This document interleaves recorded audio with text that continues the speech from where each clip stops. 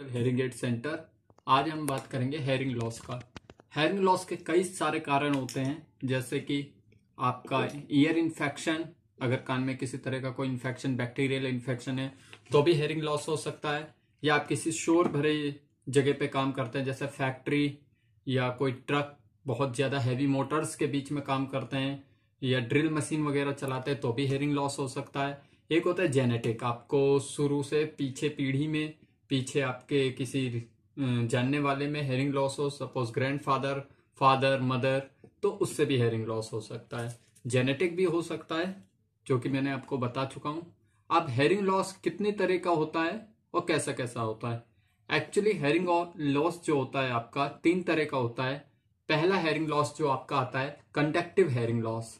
Second hearing loss होता है sensory neural hearing loss, उसे SNHL भी कहते हैं। And third part is the hearing loss, mixed hearing loss. Conductive hearing loss वो लॉस होता है जिसमें ऑपरेशन या कुछ दवाइयों से कहीं हद तक ठीक किया जा सकता है। ऐसा मैं नहीं कह रहा कि एकदम ठीक भी हो सकता है, सबका ही ठीक हो सकता है। कुछ लोगों का वो आपको डॉक्टर बताएगा ऑपरेशन या मेडिसिन से ये ठीक हो सकता है या नहीं, वो डॉक्टर बताएगा।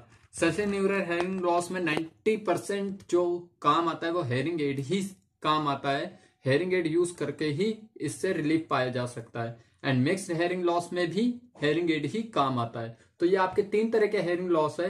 इसको डायग्नोस्ट करने के लिए कि आपको किस तरह का हेयरिंग लॉस है, एक PTA टेस्ट होता है, जिसे कहते हैं प्योर टोन ऑडियोमेट्री टेस्ट।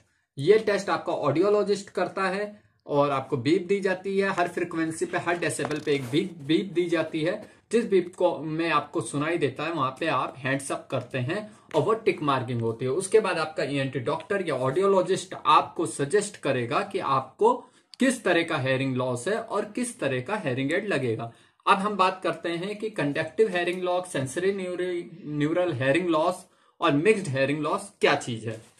आपको मैं बताता हूं। ये पार्ट जो हमारा है, ये पार्ट आपका आउटर ईयर है, मीन्स पीना, इसे पीना भी बोलते हैं। ये देखिए पीना, आउटर ईयर एंड दी।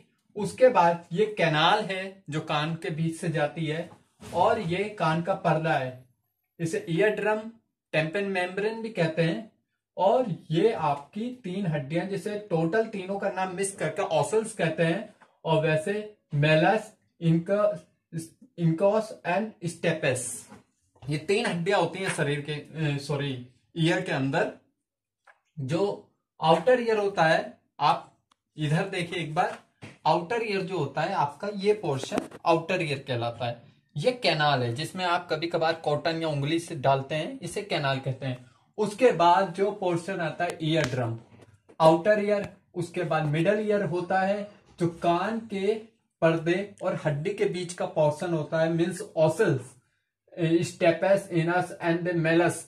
इन तीनों पार्ट्स को कहते हैं middle ear. Middle ear infection और outer ear, outer ear and middle ear के बीच में जो लॉस होता है, cause of the infection and the another ear drum hole भी हो सकता है हेयरिंग लॉस का सिम्टम। तो इन दोनों के बीच में जो हेयरिंग लॉस होता है outer and the middle ear के बीच में, उसको हम कहते हैं conductive hearing loss.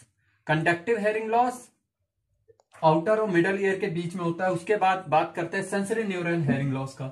Sensory neural hearing loss जो होता है आपका, वो आपका कोक्लिया और ये ईयर ड्रम और ये मिडल ईयर के बीच का जो पोर्शन होता है, उसको कहते हैं sensory neural hearing loss. Actually sensory neural hearing loss से ही पता चलता है, सेंसरी एंड न्यूरल मतलब ब्रेन और कोक्लिया। कोक्लिया ये आपका पार्ट होता है नीचे का डाउन पोर्शन। कोक्लिया के बीच में जो लॉस होता है और ब्रेन तक जो नर्व जाती है, वो हेयर सेल डैमेज हो जाते हैं या वीक हो जाते हैं। तो उसमें क्या है, ब्रेन तक जो आवाज पहुंचाने का पोर्शन होता है वो वीक हो जाता है। ये थोड़ा सीवियर केसेस में होता है। इसमें हेयरिंग एड के बाद भी बहुत खास रिस्पॉन्स नहीं आता। हाँ, यह है कि 100 में से 70% रिस्पॉन्स आने लगता है। ये हेयर सेल्स, ये देखिए यहां से जो नर्व तक जा रही है, ब्रेन तक नर्व, यहां पे इंफेक्शन या किसी और काउज के कारण वीकनेस हो जाती है। हेयर सेल्स में इतनी पावर नहीं रहती कि वो इलेक्ट्रिक सिग्नल ब्रेन तक पहुंचा सके, इस कारण से हेयरिंग लॉस होता है।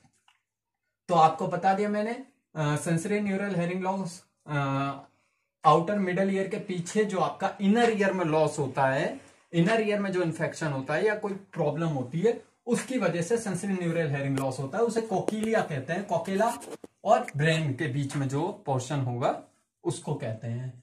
और जो आप ऊपर का पोर्शन देख रहे हैं इसमें क्यूलर कैनाल, वर्टिगो इसकी वजह से होता है। एक्चुअली ये जो पोर्शन आपका होता है कोकिलिया, ये तो सुनने के लिए मदद करता है, लेकिन कान में एक एक्स्ट्रा ऑर्गन होता है ऊपर का पोर्शन कोकिलिया की। यह हमें बैलेंस बनाने के लिए ऑब्जर्व करता है, या इससे बैलेंस बनता है ऊपर के पोर्शन से। इसका सुनने में कोई काम नहीं होता, लेकिन होता कान के ही अंदर है ये। लेकिन अपर पोर्शन का सुनने में कोई काम नहीं होता, ये केवल आपका बैलेंस बनाने के लिए पार्ट होता है। जैसे वर्टिगो, जैसे किसी किसी पेशेंट को वर्टिगो होता है, हर टाइम चक्कर आता है, तो उसका काउज ये हो सकता है ऊपर का पोर्शन। अब हम बात करते हैं mixed hearing loss. Conductive hearing loss आपका होता है outer ear and middle year, ठीक है। और आपका सेंसरी न्यूरल हेयरिंग लॉस जो होता है आपका कोकिलिया इनर ईयर में होता है। और मिक्स्ड हेयरिंग लॉस जो होता है वो होता है आपका मिडल ईयर और इनर ईयर और सेंसरी न्यूरल हेयरिंग लॉस। जब दोनों तरह से मिडल ईयर और इनर ईयर दोनों ईयर आपके वीक हो जाते हैं, तब उसको मिक्स्ड हेयरिंग लॉस कहते हैं। इसमें बहुत ज्यादा तकलीफ होती है, क्योंकि आपका आउटर ईयर भी इन्फेक्टेड हो चुका है, इनर ईयर में भी लॉस है, आउटर ईयर में भी, उसे मिक्स्ड हेयरिंग लॉस कहते हैं।